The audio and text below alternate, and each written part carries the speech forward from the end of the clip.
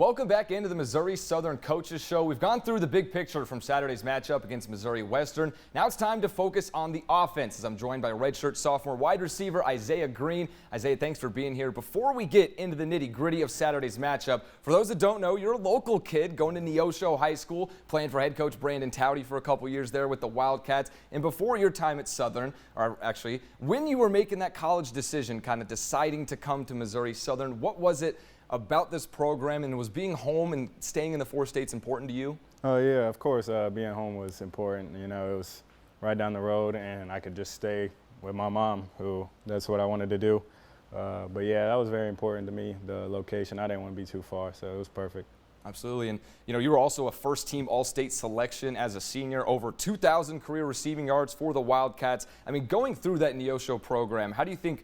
It seems to be trending in a positive direction down there in Neosho. How do you think that experience really helped prepare you for the MIAA, or was that transition maybe difficult at all? No, not really. You know, my freshman and sophomore year, we were kind of a run-heavy offense, but then when Towdy and all the Joplin guys came, we became a spread team, so that really helped and prepared me for this offense. So, yeah. Definitely getting more reps in there. Yeah, awesome. And last question before we dive into some game specifics. Might be harder to answer, but do you maybe have a favorite memory or a moment during your time in Neosho that stuck out that maybe helped shape you into the player that you are today? I'd probably say my first game of my senior year, we won a game 79-72. So it was like a 4-hour game, and there was like over 200 snaps played. Oh my God, was there overtime involved in that one? No. No overtime, 79-72. I don't even remember. Hey, get you battle tested. Get you battle tested, ready for anything here at Southern. All right, you certainly left your mark there on that Neosho program, and you left your mark on Saturday's game. Hopping into some highlights from Saturday, you hauled in the Lions' lone touchdown against the Griffins from 9 yards out. Can you take us through kind of what happened on this play and what clicked for Tillman Martin to find you open for 6? I think Coach Myers called a great play. I went into motion, and the guy didn't roll with me. I thought they had a miscommunication in the back end, so that probably helped, and Tillman just gave me a chance, and I scored. Absolutely, and you know, another bright spot for the Lions offense that had over 220 yards through the air was a fellow Isaiah Padello, with a career-high 134 yards on 5 receptions. And this one, and a couple really tough catches. We know this wide receiver group is deep. It's been deep all season. But can you tell me more, or a bit more, about the camaraderie in the receiver room? Because it seems like you guys almost take turns on who's going to have the biggest game. Oh, yeah. We're confident in our receiver room. We feel we have the best receiver room in the conference. So just going out there and being able to make plays when we get the opportunity to.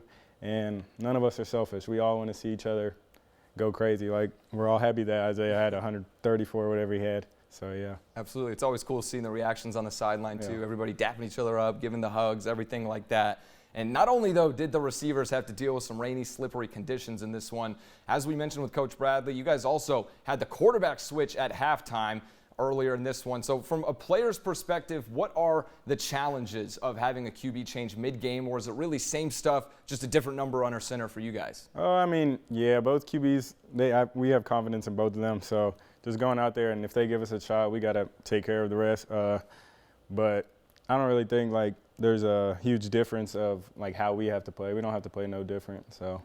Definitely. And Donahue, as Coach Bradley was saying, stepped up in this one, filled that role in the second half. Now getting into some statistics from Saturday's 19-12 loss. Donahue had the most passing yards, 133 through the air, 1 INT. Tillman Martin with 87 yards, a passing TD, also 1 INT. And as we mentioned, Padello with that monster day, 134 yards to lead all Lions receivers in the ground game. Nothing going there. Combined negative 12 yards as a team in this one on 19 attempts. Real quick, I am curious in the run game. I know on run plays as a receiver, you're pretty much a perimeter blocker, but what could you do, or what is there from your perspective to get the run game going as a receiver even? Probably just we got to get into play. We got to get involved. We're not just out there to just stand there whenever it's a run play. So whether that's going to block a safety, whether that's going to block a linebacker, we got to find a way to get involved and help out the run game. Definitely, absolutely. And now looking ahead just a little bit, we're going to get into more specifics with Coach Bradley later in the show. But you guys have a rivalry matchup against Pitt State coming up next week on the road. Growing up in this area, being familiar with this rivalry matchup, I mean, how would you describe what it means to this community, to somebody that's maybe never heard of it? Yeah, I mean, it means a lot. So we got to go out there and show that it's a true rivalry, because they had our number for the past couple of years, or however long it's been. But we have the confidence that we can go out there and beat them, and we're going to show it. Absolutely. All right. We are looking forward to that matchup. It should be a fun one. We're going to head to a quick break right now, but when we come back, I'll be joined by Nigel Vaughn to look at the defense's strong performance from Saturday. Stay with us.